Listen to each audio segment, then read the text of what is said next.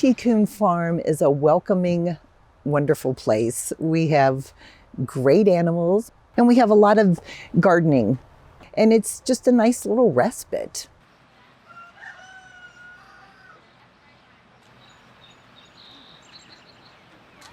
The Nourishing Families Program, the mission is to provide food for the hungry.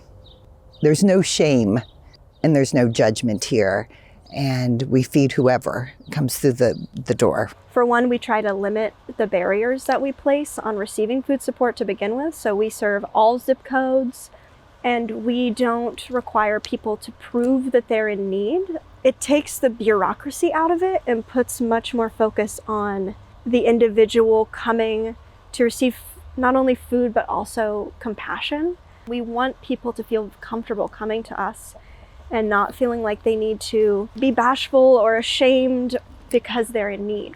We want to just receive them as they are and hand food to them in a way that puts dignity back into asking for help, because it's a very difficult thing to do. When I first started coming here as a customer, so to speak, what I noticed is the atmosphere was non-judgmental, very accepting of people, very friendly.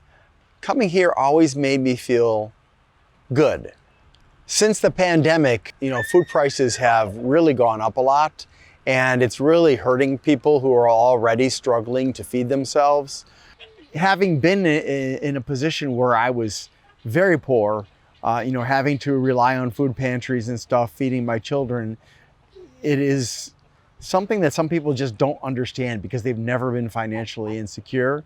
So for them, they just don't grasp how challenging it can be to go to the store with a small budget and come home with food that's helpful for the family. It's sad that in a country like ours with so many resources and so much food that's being thrown away and wasted, that we have people going hungry. Like, a lot of the food we receive is perfectly fine for human consumption, but it can't be sold in grocery stores anymore because the expiration date is past, and expiration dates have absolutely nothing in correlation to the actual quality of the food.